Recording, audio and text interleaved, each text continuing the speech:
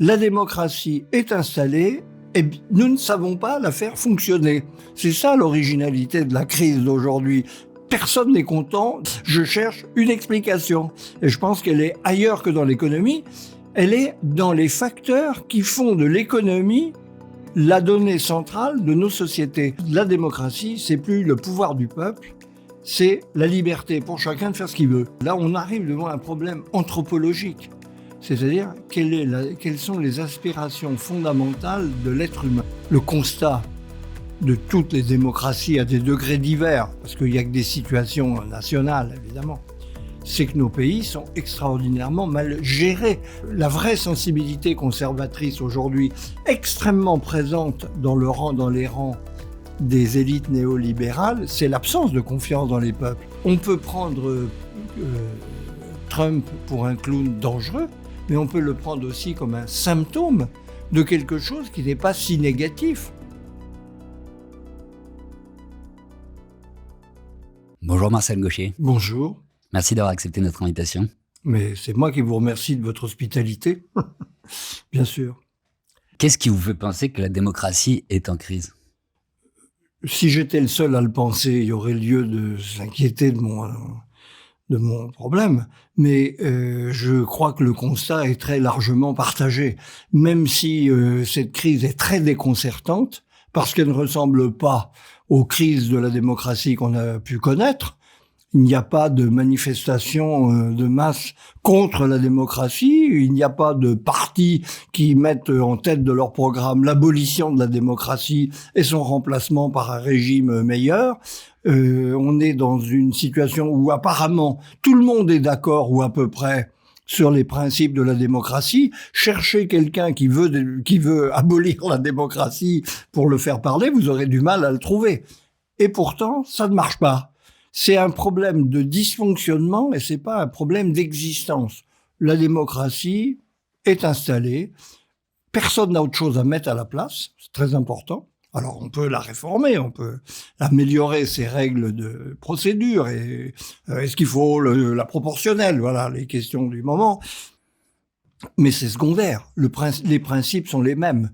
Donc, la démocratie est installée et nous ne savons pas la faire fonctionner. C'est ça l'originalité de la crise d'aujourd'hui. Personne n'est content de ce qui s'y passe. Elle paraît ne pas produire de résultats.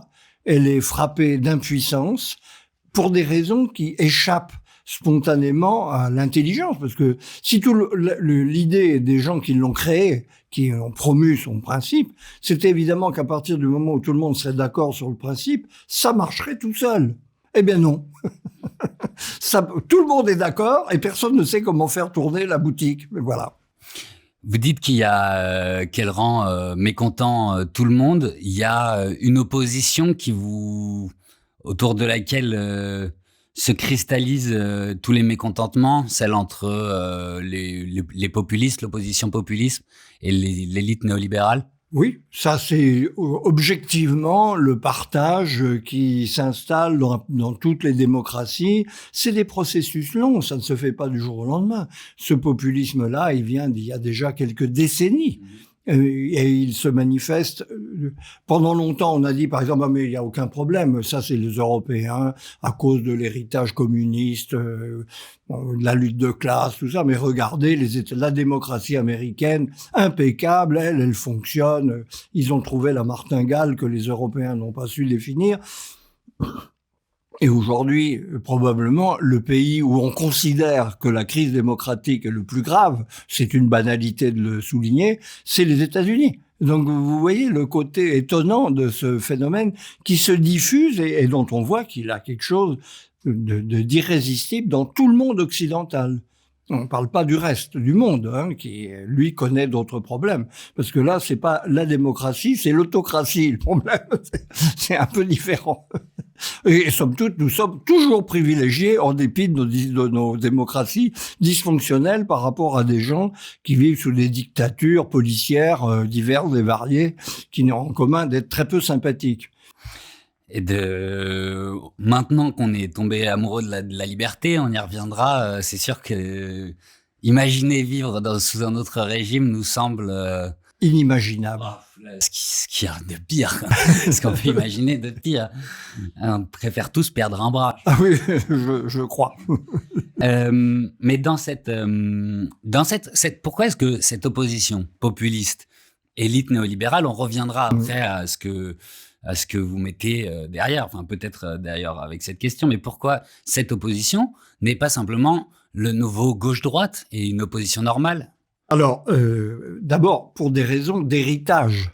La droite classique, pour une partie importante d'entre elles, ne se reconnaît pas dans ce qui serait la nouvelle droite, c'est-à-dire la classe dominante, celle qui donne le ton, qui gouverne de fait. Et d'autre part, les partis populistes ont ceci de remarquable, tous, à des degrés divers, qui reprennent l'électorat ancien de la gauche pour une part très significative. Donald Trump, pour prendre l'exemple saillant des États-Unis, a été élu avec les voix, pour une majorité en tout cas, de l'ancienne classe ouvrière américaine qui votait démocrate de façon traditionnelle jusqu'à une date récente. Donc il y a un brouillage de l'ancien clivage gauche-droite.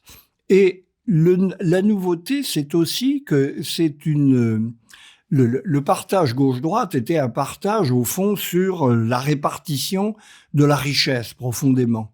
Et là, je dirais que ce nouveau clivage, c'est un clivage sur la répartition du pouvoir. C'est très différent. En fait, dans la manière de le vivre, on peut caractériser d'ailleurs la situation par un décalage entre les majorités d'opinion et les gouvernements. Les gouvernements gouvernent contre une majorité sur toute une série de sujets alors que la définition de la démocratie, c'est quand même en théorie la correspondance entre le vœu populaire majoritaire. La démocratie est un système majoritaire par essence, donc il y a toujours des oppositions. Mais celle-là, et l'opposition porte sur la possibilité de faire passer des politiques, plus encore des politiques qui auraient des effets sociaux, ça va de soi, ça ne se sépare pas à un certain niveau, mais qui auraient l'enjeu est différent. Il y a c'est l'enjeu de pouvoir. C'est-à-dire, d'un côté, des gens qui ont l'impression que les gouvernements régis par les élites gouvernent contre les intérêts de la majorité du peuple, et la majorité du peuple réclame tout simplement non seulement un meilleur sort, ce qui est le fond du sujet, évidemment, mais une capacité de se faire entendre politiquement, ce à quoi elle ne parvient pas. Donc on pourrait dire que vous voyez un dysfonctionnement dans la démocratie là où, dans l'expression populiste, il y a la volonté de se faire entendre sans le pouvoir, alors qu'en démocratie, ça devrait être possible. Oui, et ce qui distingue les partis populistes, au sens très large du mot, parce que la définition du terme pose des tas de problèmes, comme on sait bien, ce qui les distingue précisément, c'est l'incapacité politique. Là aussi, ça ruine un préjugé spontané que nous avions à l'égard de la démocratie, qui est que toute force sociale est susceptible de se faire entendre en politique. Eh bien, c'est pas le cas. Parce que là aussi, nous avons quelque chose d'assez nouveau dans le principe, qui est la disqualification politique du populisme par les gens en place. C'est-à-dire, c'est une force illégitime. Même si en voix, elle peut avoir une force énorme. Donc il y a aussi un combat de légitimité dans ce conflit entre élite et peuple. Alors, on pouvait par exemple, c'est pas nouveau, il y a eu par exemple la question du communisme qui fait qu'on tenait en lisière toutes les forces coalisées dominantes dans la société tenaient en lisière les partis communistes parce qu'on jugeait leur politique dangereuse, inhumaine. Bon, je n'ai pas besoin de faire un long dessin là-dessus. Là, on a affaire à une question de légitimité. C'est-à-dire, les partis populistes sont récusés en légitimité par alors que les partis communistes, chacun voyait bien qu'ils exprimaient le monde du travail, les classes ouvrières, et qu'on ne discutait pas leur existence. Là, le populisme, dans le regard élitiste, est supposé ne pas devoir exister. En dehors de l'arc républicain, pour reprendre l'expression. Oui, voilà. Enfin, ça prend des expressions variées selon les différents pays, mais on revient toujours au même raisonnement. C'est ça la nouveauté de la situation, qui fait qu'on n'est plus dans un clivage classique droite-gauche, même si on en retrouve les traits. Il est permanent, mais il est compliqué par une nouvelle donne. Cette crise de la démocratie et ce clivage compliqué est expliqué par beaucoup par l'économie, et explication que vous rejetez. Alors, je la rejette sur le fond, mais je dis, elle ne livre pas la clé de la situation, mais elle a une part de validité évidente. Il est assez clair que le mot même élite-peuple, les mots mêmes qu'on utilise disent assez qu'il y a des avantagés et des désavantagés, qu'il y a des profiteurs de la situation et des gens qui y perdent. Et donc on retrouve évidemment ce clivage sur les ressources, et surtout, à mes yeux, parce que les gens vous disent, mais regardez, la France reste un pays relativement égalitaire. C'est parfaitement vrai. Mais, ce qu'il faut juger, c'est pas simplement les situations actuelles des gens. C'est leur perspective d'existence. Qu'est-ce qui va se passer pour moi à horizon de quelques années? Qu'est-ce qui va se passer pour mes enfants? Et le pessimisme des gens, du côté de la sensibilité populiste, porte spécialement sur le sort qui sera fait à leurs enfants. C'est l'avenir qui est en cause pour eux. Et ça, c'est un peu nouveau. C'est pas simplement le partage, la répartition de la richesse et du profit créé par l'économie. C'est un conflit bien plus profond qui porte sur l'idée même qu'on peut se faire de sa vie dans sa société.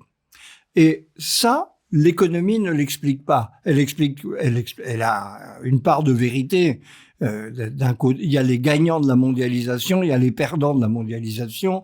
Il y a une France centrale qui vit dans les métropoles très bien, et il y a une France périphérique qui connaît une situation de dégradation de tout son cadre d'existence, des services publics, mais pas seulement, qui est impressionnante. Et donc, tout ça cause un clivage politique majeur, ça n'a rien d'étonnant. Mais, le problème, c'est de savoir si, avec ce constat juste, on tient le dernier mot de la situation. Et ce que je soutiens, c'est que non. C'est qu'on a la description de la situation, elle est juste, avec l'explication, ce qui s'appelle l'explication économique, mais pourquoi c'est comme ça? L'explication, on l'a pas. On a la description, mais on n'a pas l'explication. Et je pense qu'il y a une facilité à penser que les descriptions sont des explications. Moi, j'ai un esprit scientifique, si j'ose dire. Je cherche une explication. Et je pense qu'elle est ailleurs que dans l'économie. Elle est dans les facteurs qui font de l'économie la donnée centrale de nos sociétés. Et c'est pas l'économie qui s'est mise toute seule au poste de commandement. On l'y a mise.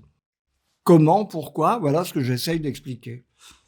Vous y trouvez, dans cette place prise par l'économie, un indice, celui qui vous conduit ensuite à chercher cette explication que j'espère qu'on va réussir à déployer au mieux, parce qu'elle m'a en tout cas convaincu, et essayons de voir si elle peut vous convaincre.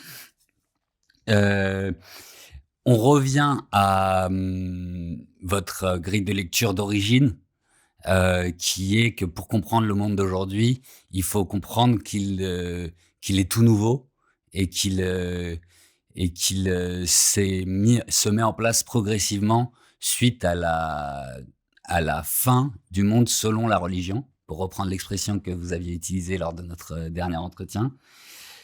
Et la place prise par l'économie est un des indices qui nous montre que nous changeons, que ce changement de temps, du monde selon la religion au nouveau monde, est en train d'arriver à son... Alors peut-être pas à son terme, comment est-ce que vous diriez, à son plein potentiel? Oui, c'est la difficulté du mot. C'est en effet, il faut jamais parler de la fin parce qu'il y a toujours une suite. Bah, c'est ça, c'est pour ça que ouais. Donc, il y a la fin de certains processus. Là, en l'occurrence, il y a une fin, je crois, de ce travail qui vient de loin, qui a fait sortir nos sociétés du moule religieux dans lequel elles ont vécu depuis toujours. C'est pas un petit événement. C'est pas simplement d'ailleurs le christianisme qui a été en l'occurrence pour nous le vecteur, c'est l'ensemble de l'humanité, c'est l'histoire humaine. Nous arrivons dans quelque chose de tout à fait neuf. Depuis d'ailleurs le début du 19e siècle, beaucoup de gens ont pressenti, on dit oui, il y a quelque chose de nouveau qui est en train de se passer, dont le monde industriel, le monde démocratique ont été les avant-coureurs. Mais sauf que ce processus, il s'est poursuivi et il a atteint aujourd'hui un stade radical. Et nous sommes loin d'être une fin de l'histoire. Cette fin de l'empreinte religieuse sur la vie sociale ouvre une page nouvelle de l'histoire. C'est qu'est-ce qu'on va faire avec? Parce qu'on voit que c'est très problématique, que c'est pas quelque chose dans quoi on va vivre comme tranquillement, parce que c'est comme si je puis dire, nous avions atteint le terme justement. Hein, c'est le dimanche de la vie, comme on a pu dire en philosophie. Mais non, il n'y a pas de dimanche de la vie, et là, on est plutôt le lundi matin, pour reprendre une formule. Et ben, quand on lit votre livre, on a un peu le vertige. On a un peu le vertige du lundi matin, après un week-end épicé, parce qu'on se rend compte qu'effectivement, on n'a plus de repères, et qu'en fait, si tout semble en crise, un peu mouvant, un peu où on n'a plus trop d'attaches, c'est parce qu'effectivement, on n'en a plus. Non. On a largué les amarres. Ouais. Et donc, à nous de jouer. Ouais, il faut faire les voix. Et justement, je dirais presque que au fond, le conflit de sensibilité profonde dans nos sociétés, qui me semble de plus en plus frappant, est entre les gens qui trouvent que tout va bien, finalement, on est beaucoup plus libre qu'avant, on est plus égaux, et ceux qui pensent qu'il y a un gros problème. Ouais. Et c'est ça, indépendamment de toute opinion politique, qui fait la différence entre les gens et dans leurs attitudes politiques. Et on va voir que de ce clivage de sensibilité, en fait, nous dit beaucoup de choses à travers, une fois qu'on aura toute votre grille de lecture, on verra qu'on comprend beaucoup plus profondément ce que nous dit ce clivage. Et alors, pour que les gens comprennent, j'ai essayé de ramasser votre livre qui déjà ramasse pas mal de choses. En réalité, vous nous dites que le monde, selon la religion, structurait les sociétés, c'est-à-dire nous permettait de vivre ensemble, en fait. Et alors, j'ai utilisé le mot de dimension. Il y avait 3 dimensions. Ça, on peut utiliser ce terme-là. Quelles sont rapidement ces 3 dimensions qui structurent en profondeur les sociétés? Alors, ces 3 dimensions, on peut les énoncer simplement et vous allez voir quelle est la difficulté tout de suite pour bien les désigner. Il y a la dimension politique. Ce qui caractérise les sociétés humaines, par la différence des sociétés animales, c'est qu'elles ont des pouvoirs. Ce pouvoir, c'est la capacité d'agir sur elles-mêmes. Ce qui, jusqu'à nouvel ordre, on n'a pas encore vu de révolution chez les termites. Pourtant, société très intégrée. Et deuxième dimension, c'est le droit. Le droit, c'est non pas au sens technique du droit professionnel, des juges, des avocats, des tribunaux, des notaires, toutes choses qui participent de la régulation sociale, mais la définition de ce qui est légitime. Et c'est là peut-être où on mesure le mieux la différence avec le monde religieux et le monde où nous vivons, nous. Ce qui était légitime dans un monde religieux, c'est la loi d'en haut. La loi révélée à laquelle il s'agissait tout simplement de se soumettre.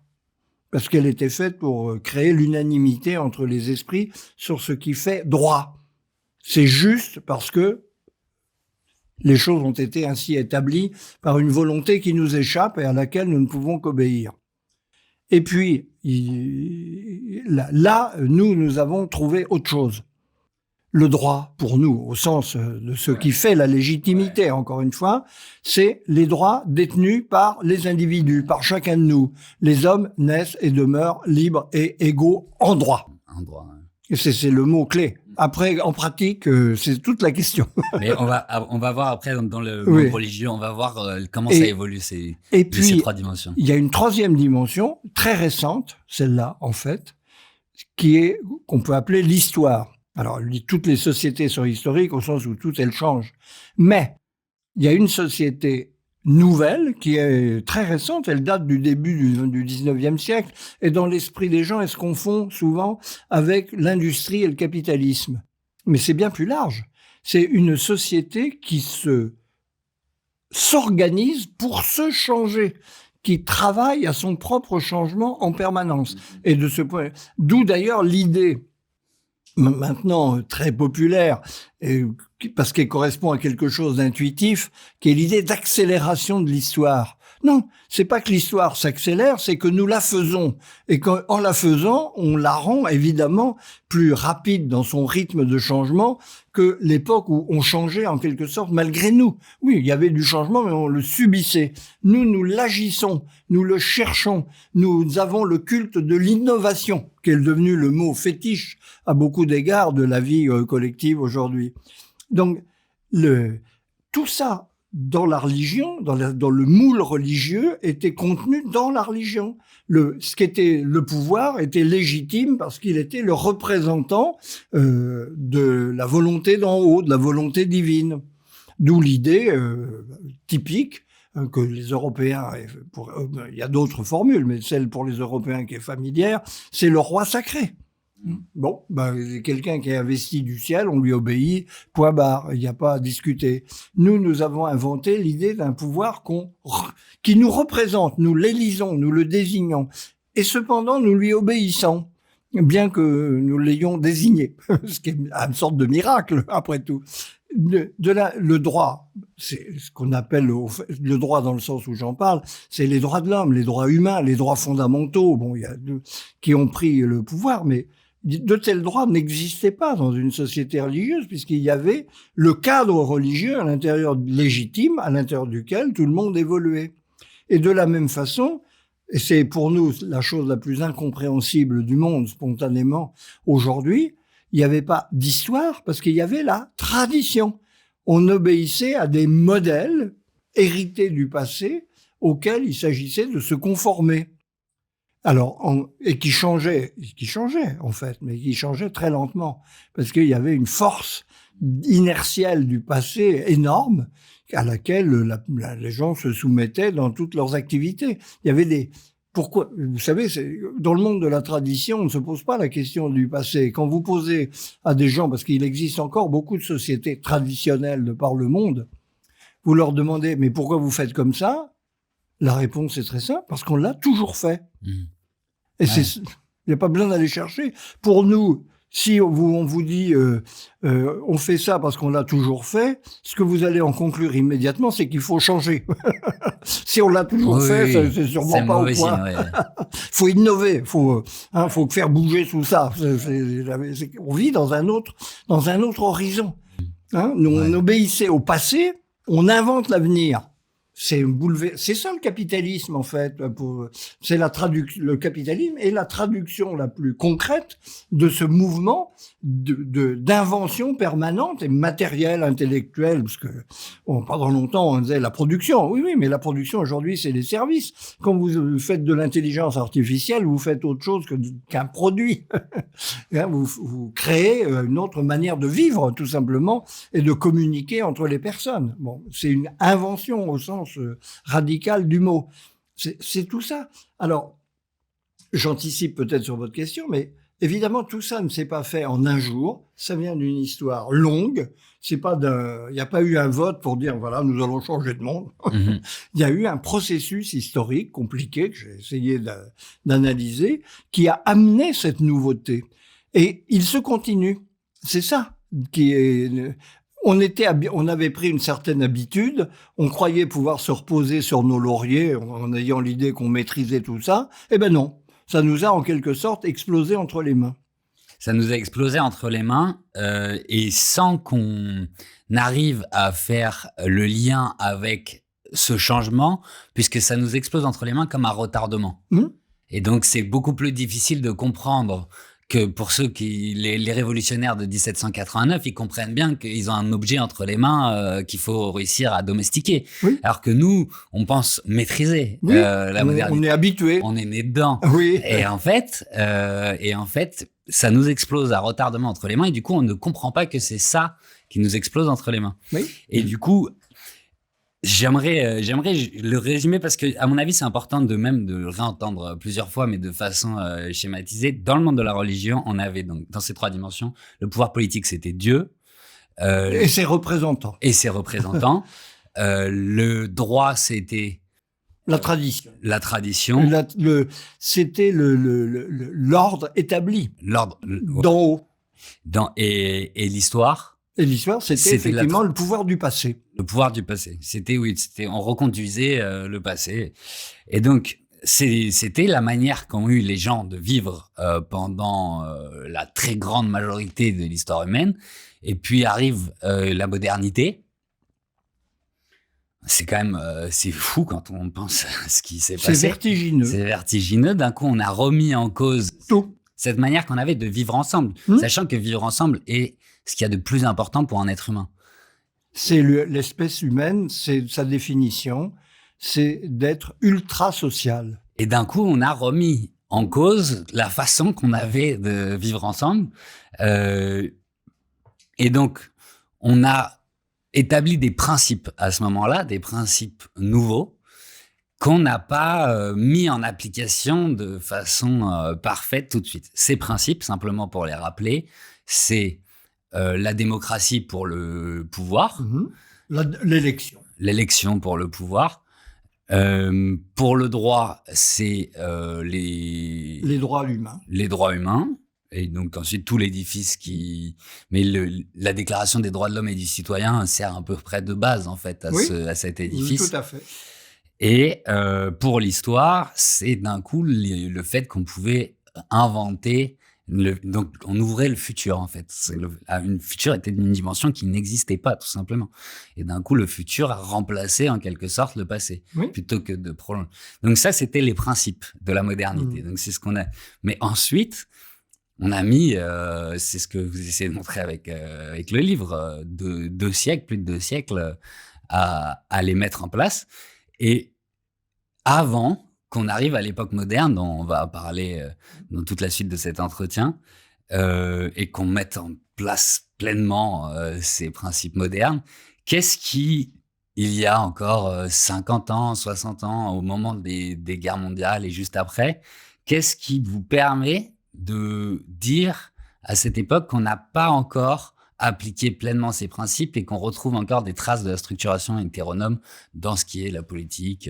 Alors là, on entre dans quelque chose qui ne relève pas d'une définition de grands principes, mais c'est de la description historique fine. Il faut faire une sorte de sociologie de ce compromis, parce que nous avons vécu depuis 1800, pour simplifier, sous le signe d'un compromis. Bien sûr, il y avait des principes nouveaux, mais leur application était très limitée. Et c'est d'ailleurs ce que toute la critique révolutionnaire au XIXe siècle a développé. C'est non mais vous dites que les hommes naissent libres et égaux, mais c'est une blague.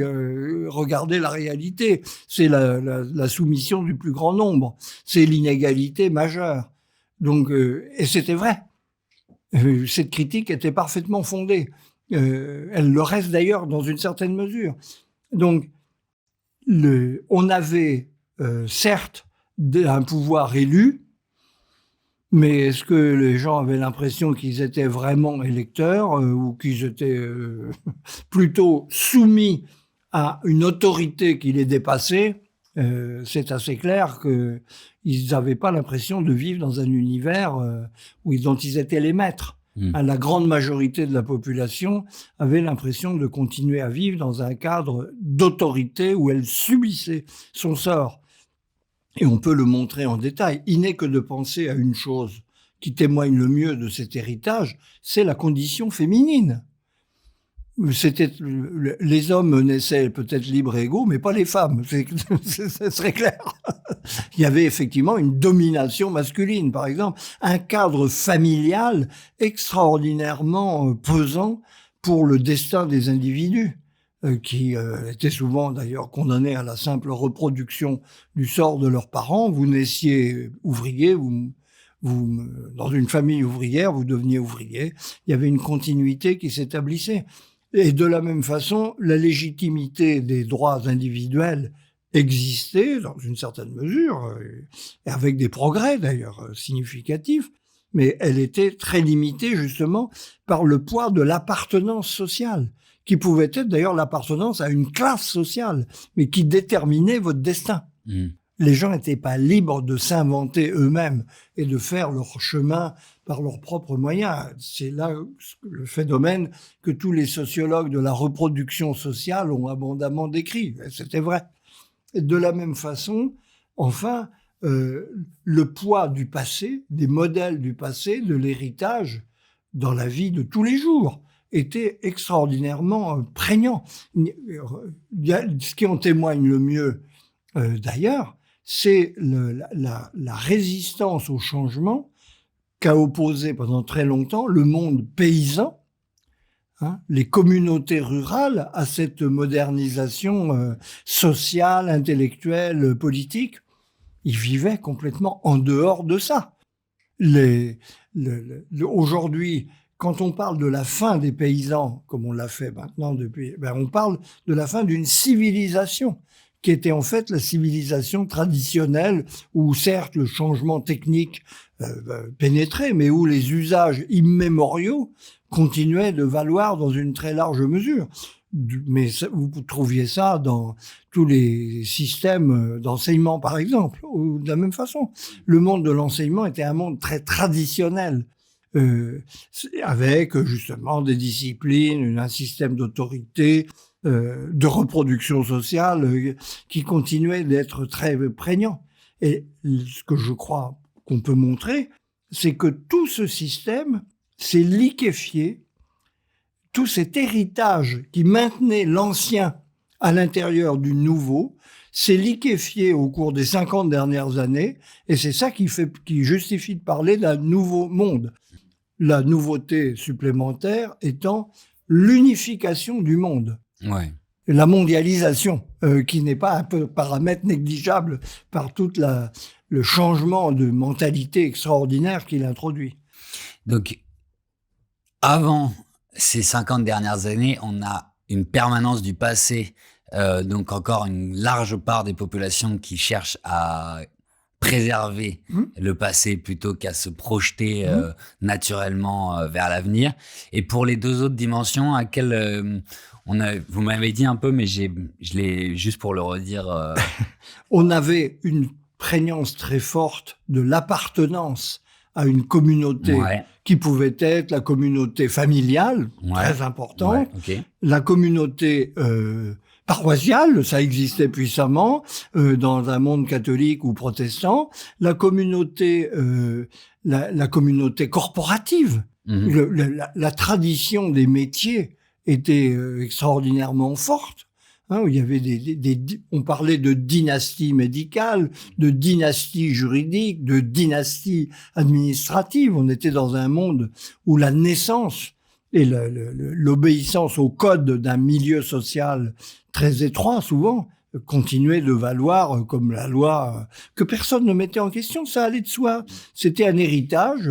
Mais en fait, le sentiment d'appartenance, pour que les gens comprennent, c'est l'équivalent du droit, enfin dans la structure, parce que ça vient pas. C'est-à-dire ça vient pas immédiatement. L'autorité n'est pas du côté des individus. Ouais, c'est pas le texte, le juge et l'individu, c'est le père. C'est le père, c'est le notable dans la vie politique, c'est le patron. Je me souviens d'un livre dont le titre est très significatif, d'un très grand patron français qui s'appelait Patron de droit divin. Tout est dit. On n'avait pas l'habitude de discuter ce qu'il préconisait. Et donc on a deux de ces trois dimensions, et la qui connaissent une permanence malgré les principes révolutionnaires. Tout à fait. Et du coup, on dit, ça donne une critique sociale, on dit, on est dans une société hypocrite parce qu'elle n'applique pas ses principes, ce qui est vrai. Et ce qui était, on va le voir, c'est ma prochaine question, simplement pour boucler sur ces trois dimensions. Oui, non, mais c'est la le point troisième, capital, il faut avoir saisi ça. C'est ça. Et la troisième, c'est le politique. Et alors, comment est-ce que on retrouve la dimension sacrée en 1945, par exemple? Écoutez, nous avons eu le dernier roi sacré dans l'histoire de France en la personne du général de Gaulle. Ouais. Ouais. C'était pas certes, il se soumettait à l'élection. C'était d'ailleurs un homme qui avait le tempérament démocratique et républicain à tous égards, mais qui était en même temps chargé d'une légitimité personnelle au regard de laquelle il suffit de regarder ses successeurs, le moins qu'on puisse dire, et qui n'avaient pas la même étoffe et que le regard des citoyens sur eux n'était pas du même ordre. Et il avait d'ailleurs compris. Et oui, et il en jouait comme pour ce qu'il estimait être le bien du pays. On peut avoir là-dessus des avis divergents, mais ça fonctionnait. Ouais.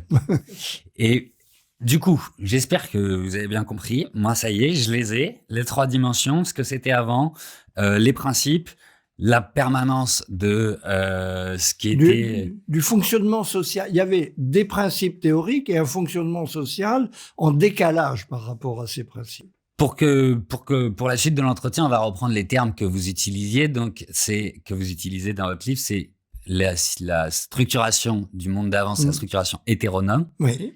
C'est-à-dire le hétéronome, hein, c'est étymologique, la loi de l'autre. Ouais. Donc de l'autre. De l'autre avec un grand A. Ouais. Et la structuration autonome qui donc se met en place progressivement depuis. C'est-à-dire autonome veut dire on se donne sa propre loi. Voilà. Ouais. Donc c'est deux mondes très différents. Et il y a tout un chapitre qui m'a beaucoup plu. Dans votre livre, vous arrivez à montrer que les grandes orientations idéologiques qu'on connaît, qu'on voit s'affronter régulièrement sur les plateaux et lors d'élections, sont en fait très anciennes et sont des questions de compromis. Quel est le compromis entre les héritages de la structuration hétéronome et les nouveaux principes modernes? Est-ce que vous arriveriez à nous faire un petit tour des trois? Quels étaient les compromis?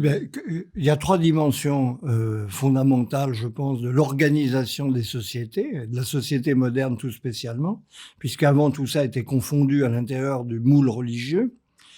Eh bien, vous avez un parti du politique, qui est le parti conservateur, pour lequel la valeur principale, c'est l'ordre. Et donc, l'immobilisme, parce que, par définition, dès qu'il y a du mouvement, il y a du désordre. La sensibilité conservatrice fait partie du monde dans lequel nous vivons. Ça, c'est la première idéologie, c'est d'ailleurs chronologiquement celle qui a régné la première. La deuxième idéologie qui est apparue et qui est l'idéologie centrale un peu du monde de notre monde, c'est le libéralisme, c'est-à-dire la confiance dans la liberté des personnes, que ça soit sur le terrain économique, la libre entreprise, le libre échange, les règles qui aujourd'hui triomphent d'ailleurs, et puis d'autre part la liberté politique, ce qui est l'autre aspect du libéralisme qu'il ne faut pas oublier, même si souvent, quand on parle de libéralisme, on ne parle que du libéralisme économique. Mais non, il y a un libéralisme politique dont aujourd'hui l'expression consacrée est celle d'état de droit. En fait, quand on parle d'état de droit, de quoi on parle? C'est du libéralisme politique, la garantie des droits et des libertés personnelles. Bon. Et puis, il y a une troisième idéologie qui correspond à la troisième dimension de la structuration collective, qui est l'histoire. Et c'est le socialisme. Le socialisme, c'est fondamentalement l'idée, une fois qu'on enlève le contenu précis des doctrines, etc., c'est une orientation dans la vie qui consiste à dire, puisqu'il y a eu de la nouveauté dans le sens du mieux, il y a un progrès humain, eh bien, allons au bout de ce progrès en créant la société où tout le monde aura sa juste place. alors que nous vivons dans des sociétés inégalitaires, conflictuelles, avec toutes sortes de maux sociaux bien connus. Eh bien, le socialisme, c'est l'idée qu'une autre société est possible, puisque l'histoire montre que nous avons déjà rompu avec le passé. Ben, faisons la rupture supplémentaire. On peut l'appeler révolution, qui va instaurer, elle, une société fonctionnant complètement sur les principes de liberté, d'égalité et de justice entre les groupes sociaux. Je me permets une hypothèse, puisque on arrive, alors j'anticipe un peu le moment où on sera arrivé au nouveau monde, mais puisque on parle de ces 3 orientations idéologiques, est-ce que le fait qu'on les distingue plus très bien, ou elles aient l'air un peu artificielles aujourd'hui, est lié au fait qu'elles parlent d'une structuration qui a disparu? Alors, je ne crois pas. Je pense qu'elles sont moins en relief, elles sont moins présentes parce que ces 3 dimensions ont changé elles-mêmes, mais elles sont toujours là. Et simplement, il y a une contrainte qui brouille un peu le paysage depuis toujours. Il y a 3 idéologies, mais dans un système politique à vocation majoritaire, il y a une majorité et une opposition. Donc, il y a 2 camps politiques et il y a 3 partis fondamentaux, 3 partis fondamentaux. Et c'est toujours le jeu bizarre. Ça veut dire le jeu bizarre des alliances qui se font entre ces groupes idéologiques qui déterminent la scène politique. Et c'est ça qui se brouille un peu aujourd'hui. Les conservateurs, en général, n'ont pas la majorité. Quand vous êtes 3, vous pouvez pas avoir la majorité. Donc, il n'y a que des alliances. Et en fait, ce qu'on appelle la droite classique, c'est en général une alliance de libéraux et de conservateurs. Et ce qu'on appelle la gauche, c'est une alliance de libéraux et de socialistes. Et c'est pas les mêmes libéraux, parce que, disons, les libéraux de gauche privilégient la liberté politique et les libéraux de droite privilégient la liberté économique. Mais finalement, je pense que ces partages sont toujours là. Simplement, ils sont brouillés par le fait qu'il y a un nouveau clivage qui est apparu par en dessus. Et quand vous voyez bien que, par exemple, dans le populisme, vous avez des conservateurs, oui, il y en a beaucoup. Vous avez des libéraux qui trouvent qu'il faut arrêter avec cet État qui nous emmerde. Ouais, ils ont eu un petit coup de boost. Et puis vous avez des socialistes qui se disent, les socialistes historiques ont trahi, ils nous ont abandonnés, se moquent de notre sort. Des révolutionnaires. Ouais. Voilà. Et qui vont là. Donc c'est ça qui brouille le clivage. Vous avez vous voyez, ça se répartit autrement selon les configurations circonstancielles. Et on va bientôt arriver à ce clivage, mais il y a un dernier, avant de parler du monde d'aujourd'hui et de l'application pleine et entière que trouvent les principes modernes dans notre époque, il y a un dernier moment du XXe siècle que vous utilisez pour illustrer votre thèse, c'est les grands moments, le moment totalitaire. Et vous montrez aussi comme quoi ils sont des manifestations de la permanence de la structuration hétéronome. Qu'est-ce que cherchent à faire les totalitarismes ? C'est à reconstituer l'hétéronomie d'origine. Sauf qu'ils ne le font plus au nom d'une perspective religieuse. Ils le font au nom d'une théorie de l'histoire, qui peut être une théorie raciale, par exemple dans le cas du national-socialisme allemand. Mais ils cherchent à refaire la structure religieuse sans la religion. Ce qui fait qu'on peut parler de religion séculière. Ils cherchent à reconstituer un pouvoir incontestable, un système d'encadrement de la population où on est c'est les masses. C'est la notion totalitaire type, c'est les masses, c'est-à-dire les individus. C'est une idée qui a disparu aujourd'hui, c'est très étonnant. C'était le premier chose qu'on apprenait en sociologie dans ma jeunesse. Ce sont les masses qui font l'histoire. Pour nous, ce sont les individus. C'est un gros changement. Ouais. Les masses ne font plus l'histoire. Elles n'existent plus. D'ailleurs, personne ne parle plus de masse. Et puis, il y avait effectivement l'idée qu'on peut bien appeler folle après coup, de terminer l'histoire, d'instaurer la société définitive qui pour les uns était le communisme, pour les autres la Rome millénaire de fascistes mussoliniens, ou l'empire racial qu'aurait dû être le Troisième Reich. Donc c'était leur ambition, c'était d'achever l'histoire. C'est pas une petite affaire, et c'est pour ça qu'ils soulevaient ils étaient capables aussi de susciter un tel enthousiasme. C'était pas le problème n'était pas d'élire le prochain président de la République, ce qui reste quand même un enjeu modérément mobilisateur, même s'il est important, mais c'était d'aboutir, de mener l'histoire à son aboutissement, dans la forme finale de la société humaine. C'était ça donnait l'impression de travailler à quelque chose d'important. Et donc on était dans la permanence de ces trois dimensions. Oui, là, vraiment sous une forme violente. Et donc aujourd'hui, quelles sont la manière dont sont structurées les sociétés actuelles, donc la France de 2025, sur ces trois dimensions? Qu'est-ce qui a changé par rapport au moment où la structuration hétéronome persistait? Alors, justement, il faut là introduire un paramètre supplémentaire qui est où ces dimensions se retrouvent, mais qui correspond à une situation qu'il faut décrire dans d'autres termes. La nouveauté de ce qui s'est installé dans les années 1970, en fait, à partir des années 1970, aujourd'hui, ce qui permet de parler d'un cycle de 50 ans, ce qui n'est pas rien à l'échelle de l'histoire qui s'accélère. C'est d'une part le changement du mode de coexistence des sociétés qui s'appelle la mondialisation, et d'autre part l'individualisation de nos sociétés. Ça change le politique, parce que mondialisation, ça veut dire relativisation des espaces nationaux à l'intérieur desquels se déroulait l'essentiel de la vie collective.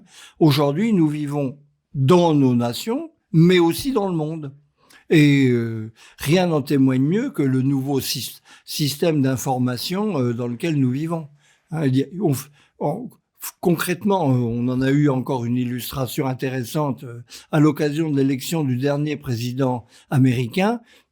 Pour les Européens, mais je pense que c'était vrai pour le reste du monde, l'élection américaine n'était pas l'élection des Américains, mais la leur. Parce que nous sommes dans un monde où on sait bien que ce qui se passe aux États-Unis détermine une grande partie de ce qui va nous arriver.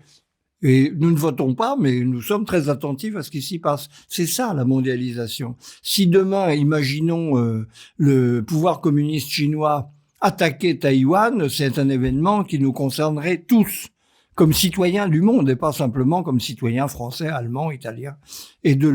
Mais dans l'autre sens, si demain la démocratie s'installait en Chine à la place du pouvoir du Parti communiste, ce serait aussi un événement pour tout le monde. Vous voyez, c'est ça, et on se rend pas compte à quel point c'est une donnée nouvelle. Et c'est là où on touche aussi au nouveau pouvoir de l'économie, c'est que la mondialisation, ça signifie l'extraction du processus économique capitaliste des espaces nationaux. Les libéraux, c'est pour ça qu'il faut parler de néolibéralisme. C'est pas les idées qui sont nouvelles, c'est toujours les idées libérales de base, mais c'est l'application.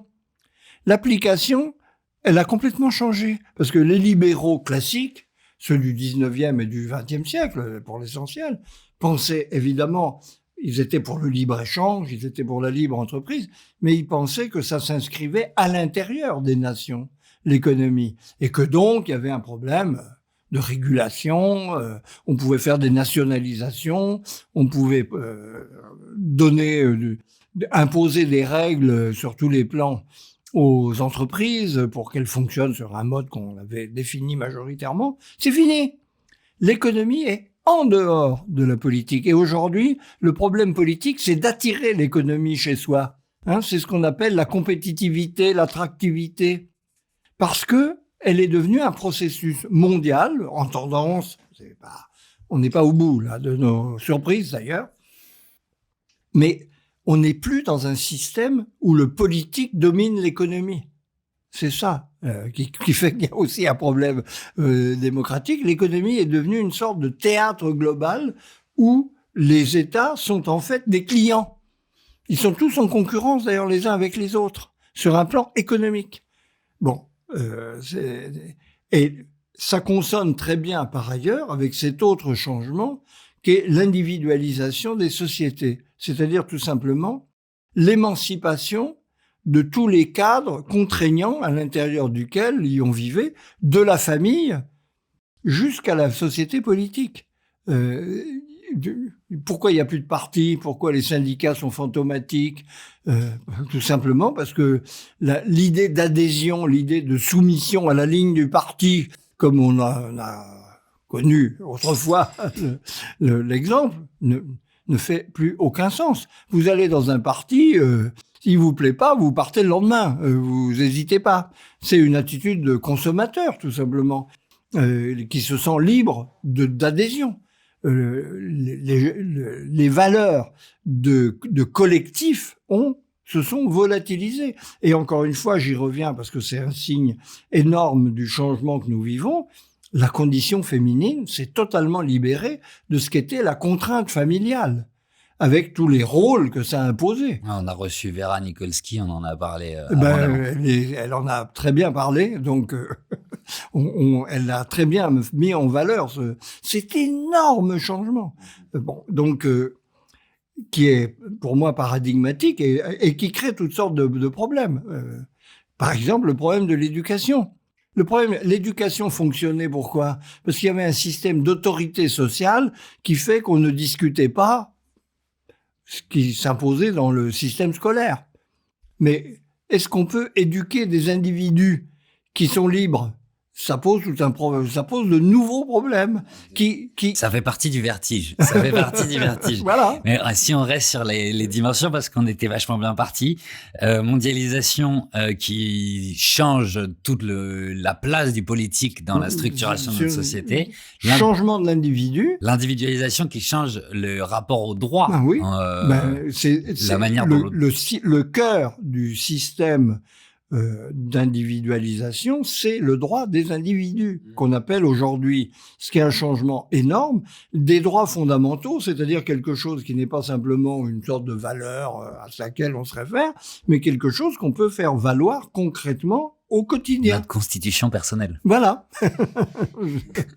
et donc, si on prend la troisième dimension de l'histoire... C'est là où dans la troisième dimension, qui est la dimension historique, on retrouve l'économie. L'économie est devenue le modèle du fonctionnement social, au-delà de son domaine, sous la forme très simple du marché et de ce que ça veut dire en termes sociaux. Le marché, c'est-à-dire tout simplement le fait que le résultat social des actions individuelles naît de l'interaction automatique des intérêts et des demandes des uns et des autres. C'est ça la société de marché. C'est la société qui fonctionne comme un marché économique.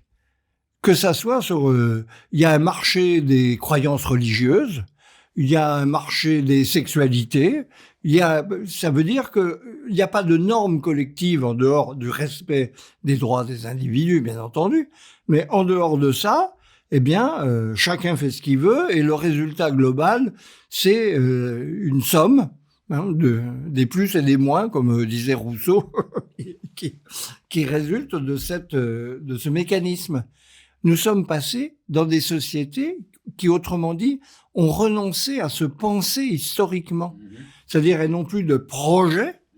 Voilà ce que devrait être la société de demain. La société de demain, ce sera celle qui naîtra du du mouvement brownien dans lequel nous sommes tous pris et où on arbitre entre nos différentes préférences et répulsions d'ailleurs. Ouais, c'est ça, parce qu'en fait, la fin de l'histoire telle qu'envisagée par les totalitarismes était une manière de Stable. stable, On c'est-à-dire avait trouvé avant, la martingale. avant on perpétuait le Tout à passé, fait. et puis là on se dit bon, ok, c'est le passé, c'est le futur maintenant, mais il y a quelque chose d'assez stable, De une définitif. représentation Oui, oui. qu'on peut se partager. Alors Oui. que maintenant, il n'y a plus ni passé ni futur. Non. Ben, il y a ce qui se passe au présent. Ouais. Et qui est la seule dimension sociale sur laquelle on a une petite prise, toute petite. D'ailleurs, étant donné le fait qu'à partir du moment où on pose la liberté des interactions entre des individus, ce qu'on peut piloter de ce système est très limité. Hein, il y a plus, effectivement, il y a plus d'histoire au sens d'une représentation du point dont on est parti pour aller vers un point vers lequel on voudrait aboutir. On veut simplement que l'avenir soit meilleur. Bon, mais comment, on ne sait pas. Et c'est de toute façon les individus qui en décideront au travers de l'automatisme du marché. Et là, on retrouve le monde dans lequel on vit. C'est les Oui, mots là on y est. là, on y est. C'est les mots d'ailleurs qu'on entend toujours, mais le fait de savoir d'où ils viennent, je trouve, leur donne beaucoup plus de relief. Et pourquoi est-ce que ça marche pas?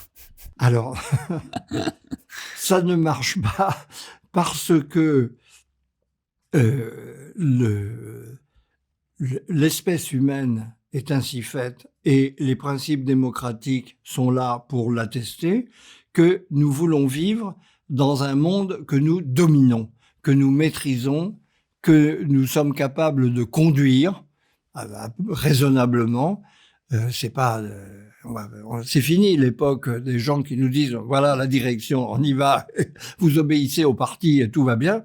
Non, mais au-delà de cette vision-là, c'est ce qui s'exprime dans les idées de souveraineté populaire, de la demande de démocratie. C'est quoi? On veut savoir où on va, on en décide en commun, majoritairement, et on applique les recettes qui sont susceptibles d'aller dans la bonne direction.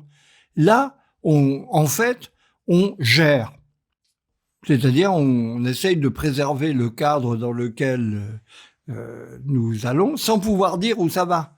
Sinon, qu'il y en a qui seront plus riches, on aura des smartphones plus performants, et que peut-être on aura des machines qui feront à notre place tout le boulot et qu'on pourra se consacrer à nos loisirs en toute quiétude. Bon, c'est un projet collectif un peu limité tout de même à l'égard des problèmes qui se posent à nous sur toute une série de plans. C'est-à-dire, la démocratie aujourd'hui a changé complètement de sens.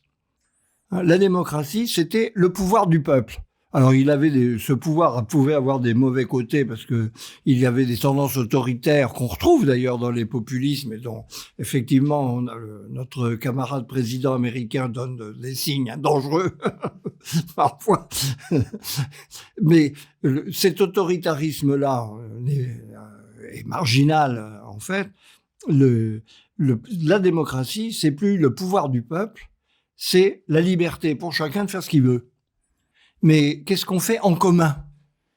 Et ça, malgré tout, c'est une question inéliminable qui fait que nous sommes ancrés dans une définition de l'humanité qui veut que l'humanité cherche à avoir pouvoir sur elle-même. On ne peut pas renoncer à se dire, renoncer à cette liberté-là, qui est la vraie liberté, c'est de l'idée qu'on contribue à quelque chose que nous avons en commun et que nous définissons en étant capables de l'orienter et de le construire selon une volonté partagée. Et donc, c'est finalement le cri du cœur populiste ramené à sa racine, à son essentiel. C'est où on va, nous. Donc, où on va, et nous, c'est le sentiment d'appartenance, et votons pour décider, quoi. Voilà. Est-ce que, s'il vous plaît, on peut voter pour qu'ensemble, on décide où on va? Oui. Et donc, ce qui Ce qui est, là où, ma compréhension de votre livre, s'arrête, c'est, hem, s comment on va pas restructurer nos sociétés à partir de cette question? Donc, comment on on doit réinterpréter les comment est-ce qu'on fait? Ben, on doit trouver le moyen de remettre ensemble toutes ces données qui nous échappent. En profondément, là, on arrive devant un problème anthropologique, c'est-à-dire quelles sont les aspirations fondamentales de l'être humain. Mmh. Et l'aspiration fondamentale est de plusieurs ordres. De toute façon, il y a l'aspiration à vivre dans une société juste, c'est pas nul, mais il faut la vouloir. Mais justement, il n'y a pas d'automatisme. On ne va pas automatiquement vers une société juste. Tout témoigne au contraire, dans l'expérience néolibérale qu'on vit, qu'on va vers une société très injuste, Mmh. hein, où Mmh. des travaux inutiles sont très bien rémunérés et des choses très utiles sont très mal considérées et très mal rémunérées. C'est mon objection aux libéraux, le classique, c'est leur dire quels sont, par exemple, posons une question très simple, quels sont les deux biens fondamentaux auxquels nous aspirons tous? L'éducation et la santé. On a envie que de gens qui ont développé. Quand je dis éducation, c'est pas simplement des savoirs professionnels, c'est la capacité de développement de la personnalité dans l'ensemble de ses moyens. C'est les deux biens principaux. Qui sont les gens les plus mal payés aujourd'hui? Les éducateurs et les soignants. Pas dans C'est tous donc les On pourrait vous objecter que c'est pas le cas dans tous les pays. En Allemagne, ils sont pas si mal, je sais pas. ils sont les enseignants allemands sont pas mieux lotis que les nôtres. Non, mais il y a des variations sur les salaires, évidemment. Nous, on est en France particulièrement, mais le système social, en général, il faut raisonner au-delà des cas particuliers, ne fonctionne plus à la considération de ces métiers fondamentaux. Et il y en a d'autres. Après tout, le traitement des déchets dans nos sociétés est un problème aigu. Et je ne pense pas que les malheureux qui sont attelés à cette tâche soient bien considérés et bien rémunérés, par exemple. Donc, la justice, c'est pas spontané. C'est quelque chose qu'il faut vouloir. Et ça ne s'établit pas. Et là, c'est pas une question d'offre et de demande. Hein. On ne se bat pas pour passer le concours d'être soignant. On fait ça parce qu'on n'a pas tellement le choix. Hein, et c'est de plus en plus vrai, malheureusement, pour le métier d'éducateur, pour lequel la vocation est rare et on s'y résigne. C'est des métiers de résignation.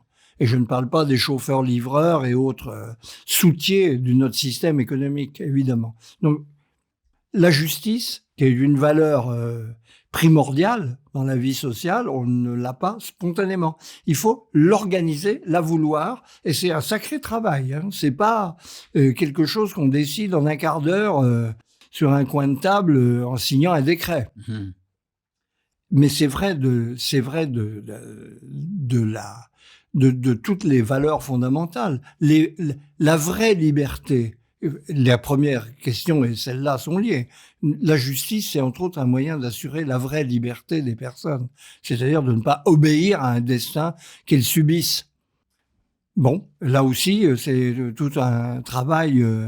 Et l'ordre politique, ça devient une question majeure dans nos sociétés, parce qu'elles sont menacées de décomposition à beaucoup d'égards. Si la liberté des désirs, ça peut conduire à des choses que la morale réprouve, mais surtout la conscience de la dignité des personnes. Hein. Donc, nous sommes très loin d'une société idéale et nous savons que le fonctionnement actuel ne permet pas d'y accéder.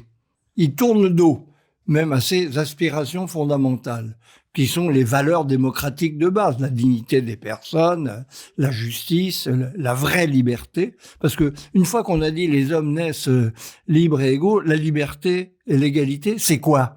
Il faut être un peu plus précis. On voit bien que derrière ces mots se cachent des problèmes. Eh bien, c'est à partir de ce que nous savons qui nous fabrique, qui nous permet de vivre ensemble, plus ou moins bien, nous avons à refaire volontairement, cette fois de façon consciente, un pilotage politique de nos sociétés, et y compris un pilotage intelligent. Le constat de toutes les démocraties à des degrés divers, parce qu'il n'y a que des situations nationales, évidemment, c'est que nos pays sont extraordinairement mal gérés à un niveau très élémentaire sur tous les plans. On peut mettre de la rationalité dans le fonctionnement de nos sociétés. Ça ne serait pas du luxe. Et est-ce que la structuration autonome, parfaitement décantée, nous permet ça? Oui, justement, elle nous le permet. C'est parce qu'elle offre les instruments qui permettent d'organiser ce programme. Parce qu'une fois qu'on a les structures, on n'a pas l'organisation concrète de ces structures. Tout est là, il y a un saut. C'est ça le point difficile, vous avez tout à fait raison. Et ce que je voulais faire dans ce livre, c'est un constat. Après, il reste la partie solution, la partie programmatique. Et je n'ai pas voulu m'avancer, y compris pour une raison simplement démocratique. Je ne pense pas que c'est à un individu tout seul de résoudre ce genre de questions. C'est un processus collectif, c'est une maturation de réflexion commune. On peut apporter, ce que j'ai essayé de faire, des éléments de diagnostic. Après, la solution, elle se décide en commun. Il n'y a pas... je ne vais pas faire le prophète révolutionnaire comme un rôle qui a été abondamment rempli par le passé, qui n'a pas laissé de bons souvenirs. C'est pas la peine de recommencer. Donc, mais je pense justement que le moment où on est, c'est la découverte qu'on a tous les instruments et pas le programme. Parce que tout ça, il faut le vouloir. C'est le mot qui fait le plus horreur aux gens d'aujourd'hui sans qu'ils s'en rendent compte. Mais parce que quand vous leur dites vouloir, spontanément, ils se disent c'est impossible. Parce qu'on ne peut pas vouloir. Mais si, on doit vouloir. C'est notre définition d'humain. Ouais, mais c'est en fait, on n'a pas tout à fait fini parce que pour les gens, par exemple, qui vont rejeter l'idée de volonté politique, parce que ce que vous nous dites finalement, c'est on doit vouloir pour pouvoir, pour créer un monde plus juste. Ouais. Donc c'est faire de la politique ensemble et imposer notre volonté d'un monde plus juste, en prenant en compte cette nouvelle façon que nous avons d'être ensemble, sur laquelle on ne peut pas revenir. On ne reviendra pas dessus. On est d'accord. Non, ça, alors là, il faut, voilà. il faut pas rêver. Et du coup, justement, ce que je voulais, entre autres, souligner, c'est qu'il y a lieu à aucune nostalgie. Ouais. Mais du coup, on va, sans jouer au prophète, on va essayer d'abord de voir qui sont les opposants à on va dire à ce cri du cœur populiste qui est, si on reprend, est-ce qu'on peut voter pour décider où on va? Il a des opposants, ceux qui, par exemple, disent ne veulent pas entendre le mot vouloir, la volonté politique. Vous les appelez plus ou moins, je suis pas sûr que l'expression soit dans votre livre, mais les élites néolibérales. Oui, peu importe, l'idée y est. Et en fait, c'est les surinterprètes c'est les champions des principes modernes, et c'est eux qui les poussent trop loin, en fait. Oui, tout simplement. Qui se contentent d'épouser le courant, parce qu'il va en plus dans leur sens. Donc tout va bien, si vous voulez. Vous n'avez rien à faire et vous allez en bénéficier. Donc...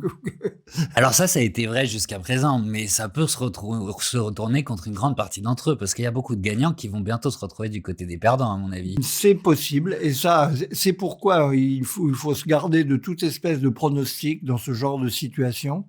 C'est que les situations évoluent rapidement.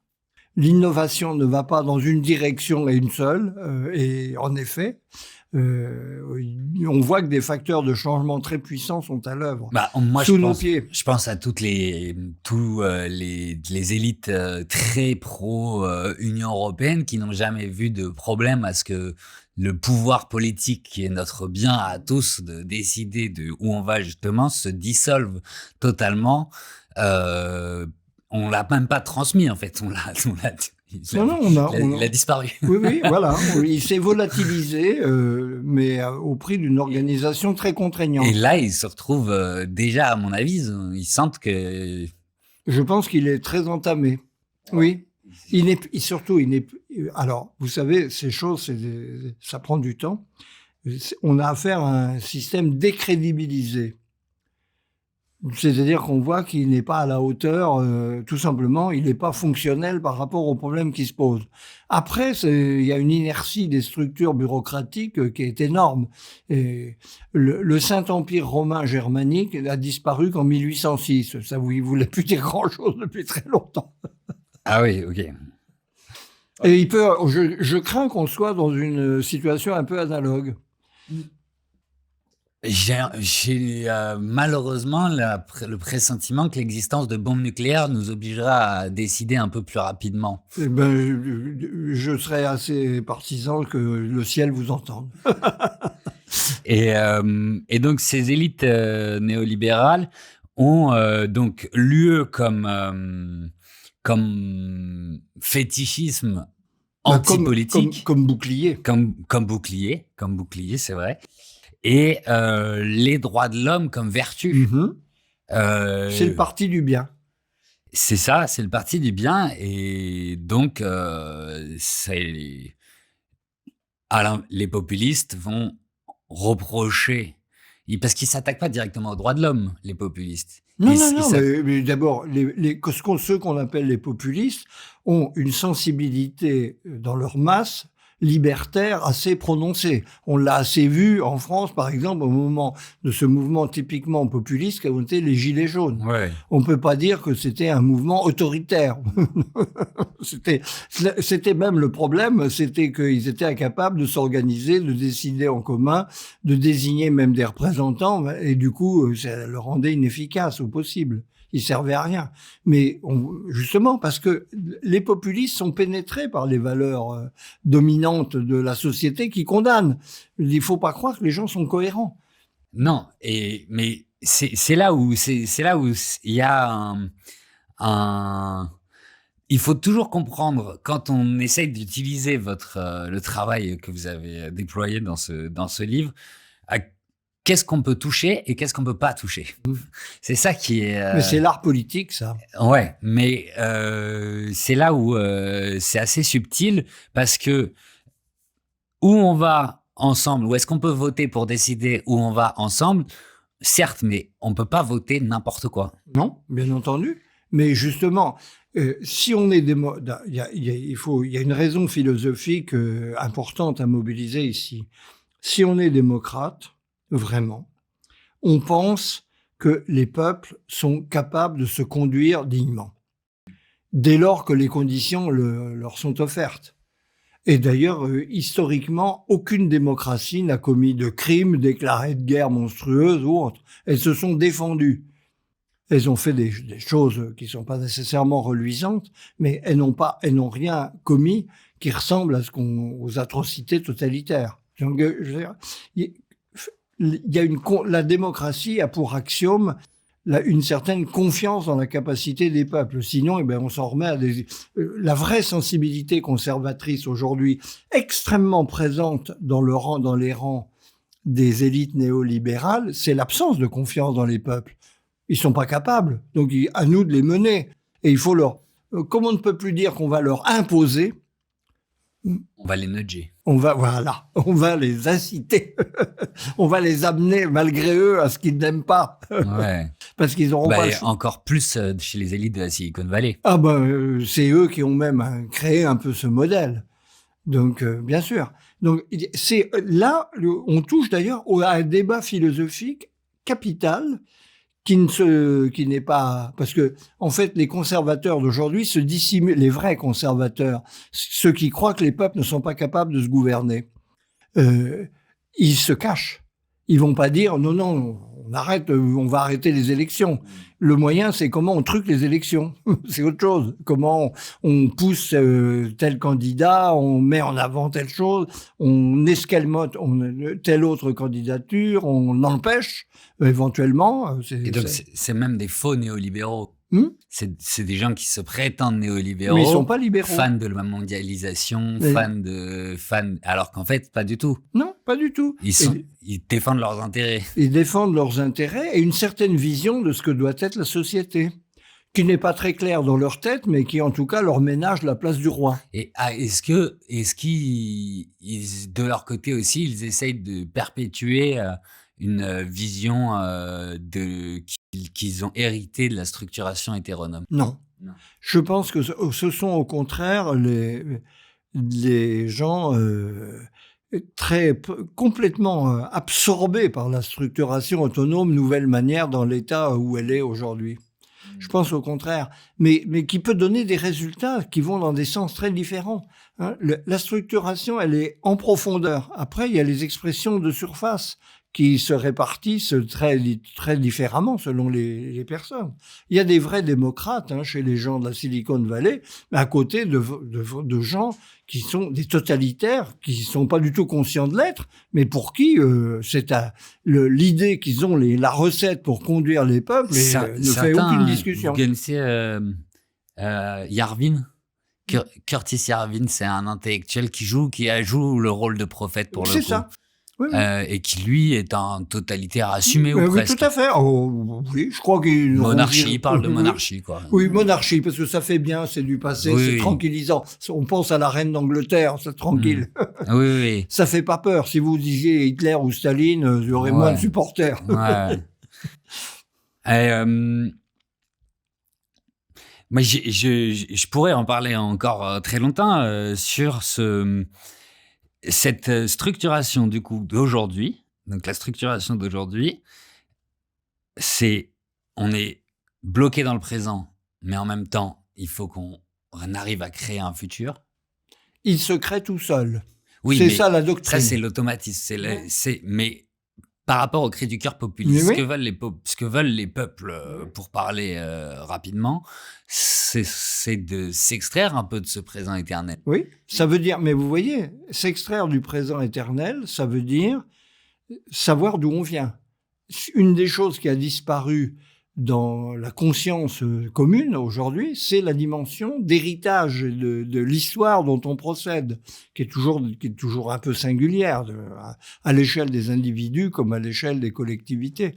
C'est reconquérir le passé. On a perdu notre passé. Mais est-ce que ça, c'est possible? Oui, je veux dire, possible. Dans la structuration autonome, où on est d'un coup, on a dit que c'était l'idée du présent éternel.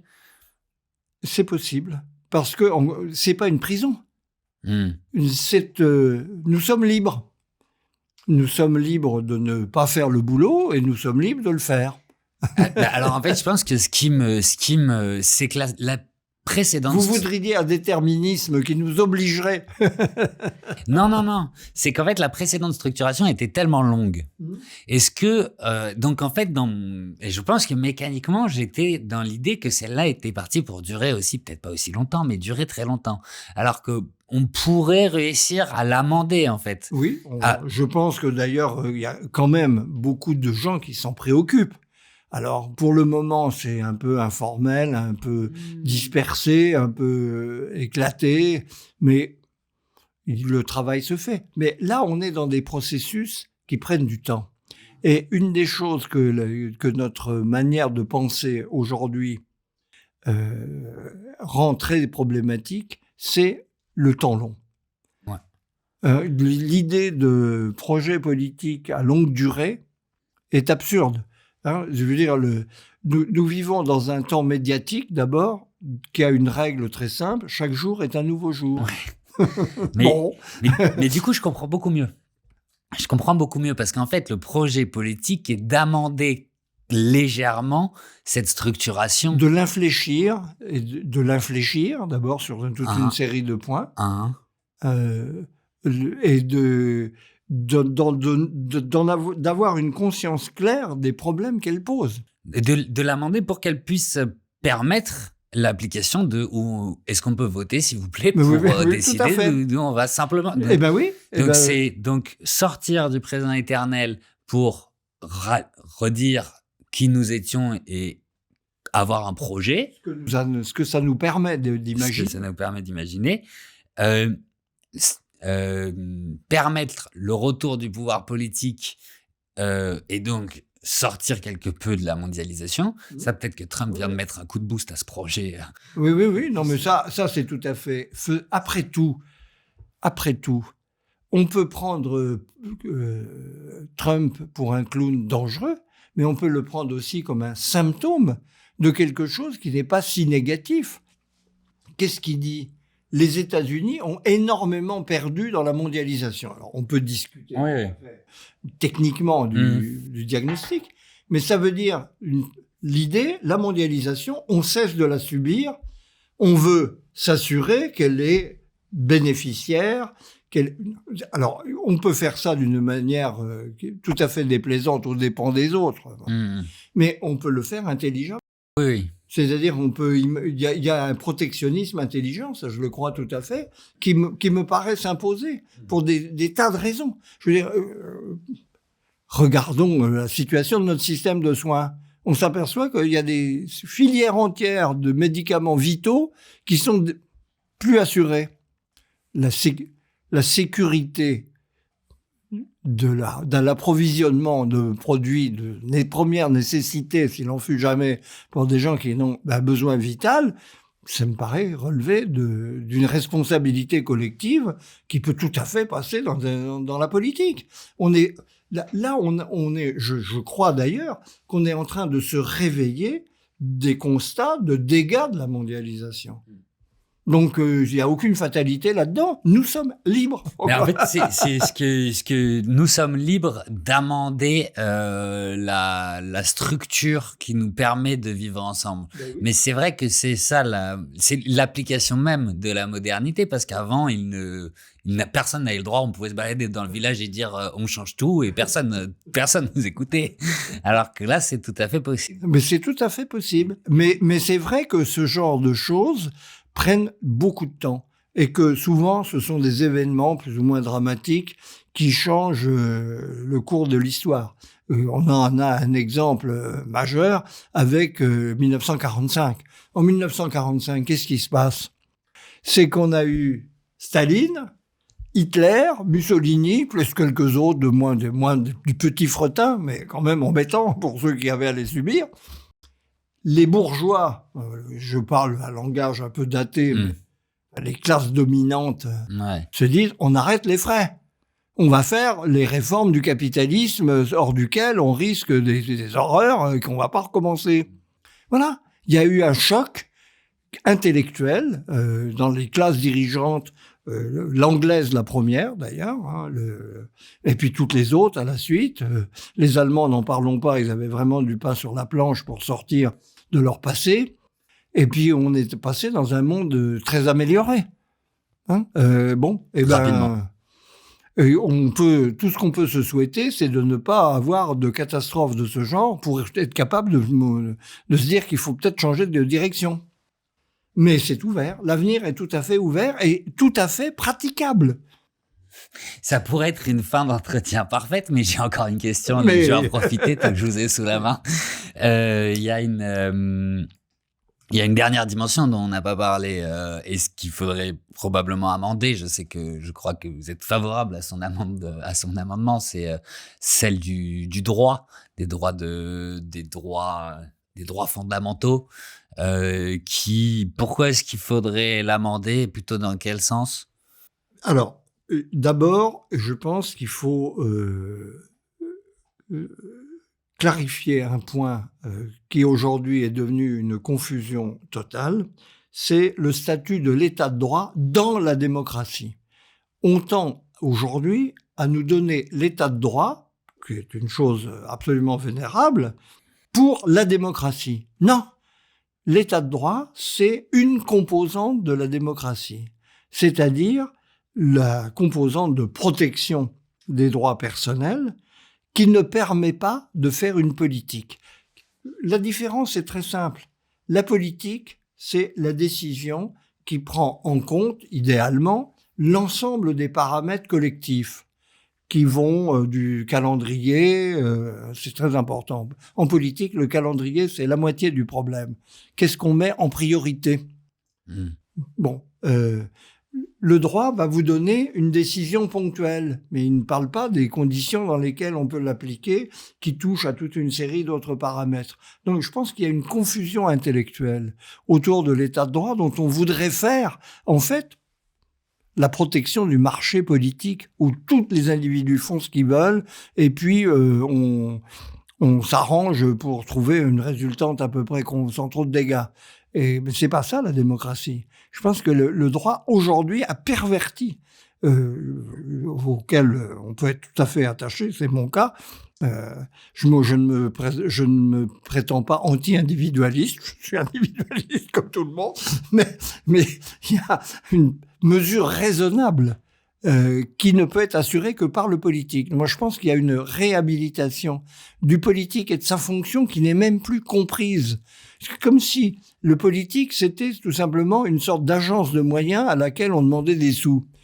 Mais non, c'est la décision qui met en forme la vie collective. Mais concrètement, c'est quoi cette limitation des droits fondamentaux, des droits humains par le politique ? Ça veut dire, par exemple, que au nom du droit, c'est un sujet très compliqué dans la pratique, mais capital, la capacité d'objection au nom des droits individuels à des décisions collectives doit être limitée et très bien encadrée. C'est le problème de la décision majoritaire. C'est-à-dire, est-ce qu'un individu, au nom de ses droits, peut dire « cette décision majoritaire ne me convient pas », parce que n'oubliez pas que, en particulier, ce dont on ne parle pas assez, c'est que dans les droits, on parle des libertés personnelles, en fait, les gens ne voient...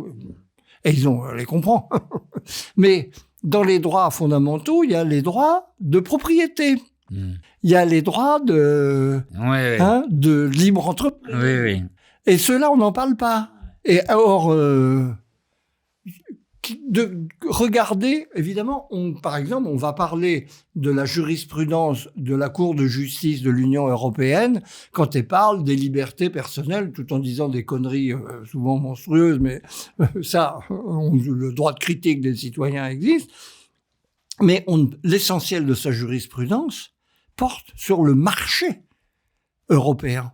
Et je pense que énormément de décisions qui sont prises là, ou qui passent complètement sous les radars, parce que ça ne concerne que des grands intérêts économiques qui échappent à la majorité des gens.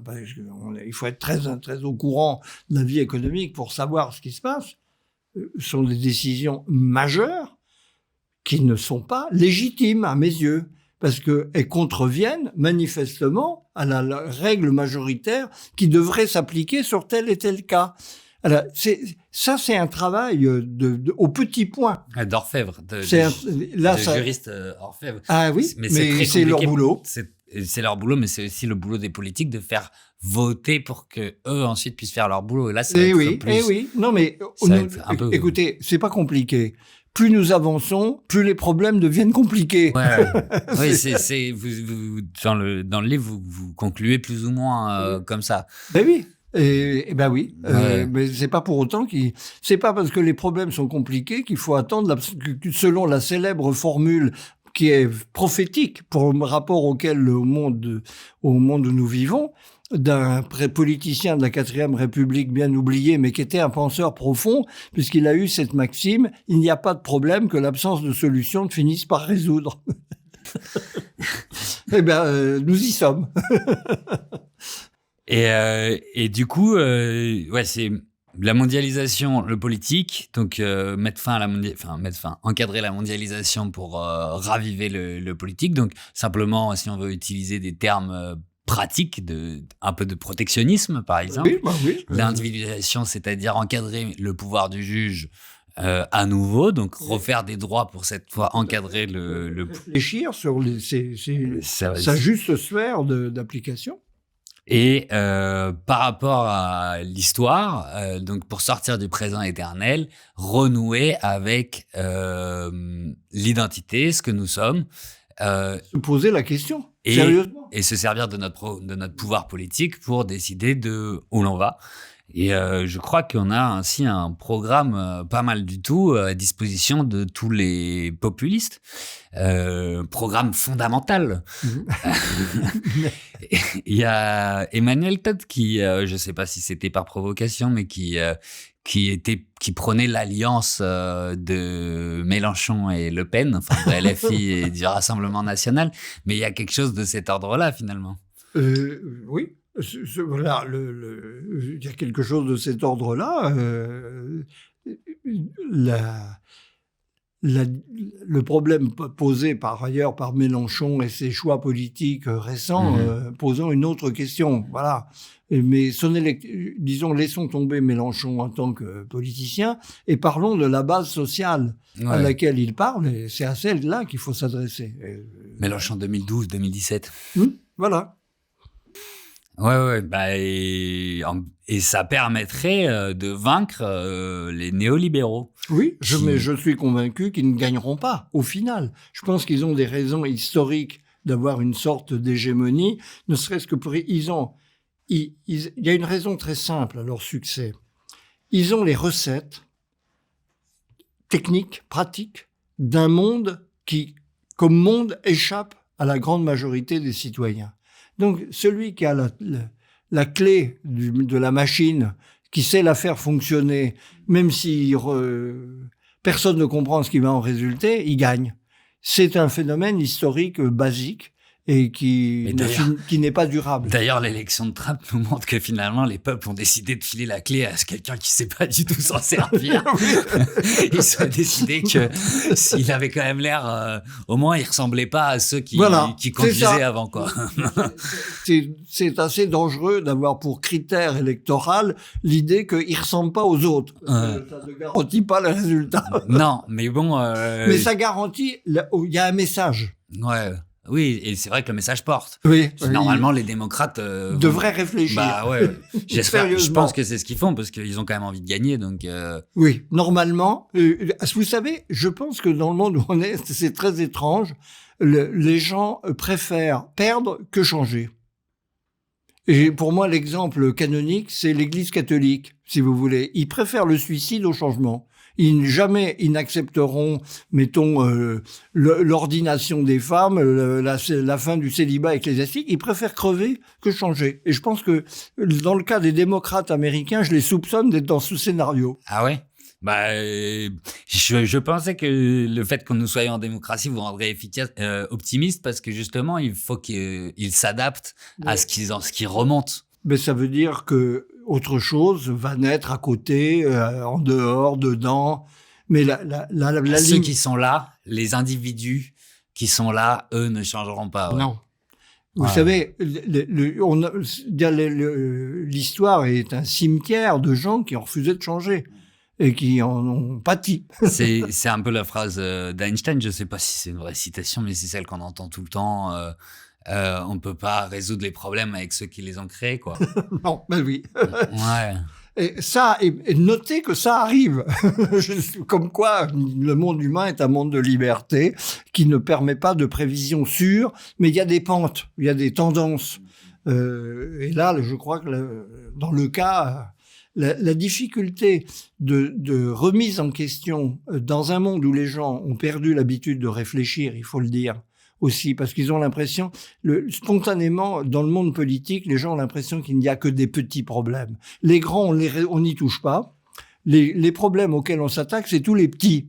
Et donc, ils vivent dans une inconscience assez remarquable de leur déconnexion avec les grandes questions. Est-ce que, par exemple, là, les Américains, face à les grandes questions qui leur reviennent quand même en pleine face, pour rester poli, est-ce que les gens se repolitisent pas Il est trop tôt pour le dire. Ok, mais à votre avis? La société américaine est une société habituée à de grands changements.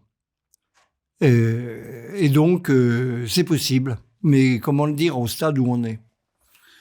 Bah, espérons que ça leur suffise et qu'ils aient pas besoin de plus gros chocs pour se repolitiser et peut-être répondre à cette question que j'ai envie de garder. Est-ce qu'on peut voter pour décider ensemble où on va, s'il vous plaît? Merci beaucoup, Marcel Gaucher. Merci à vous.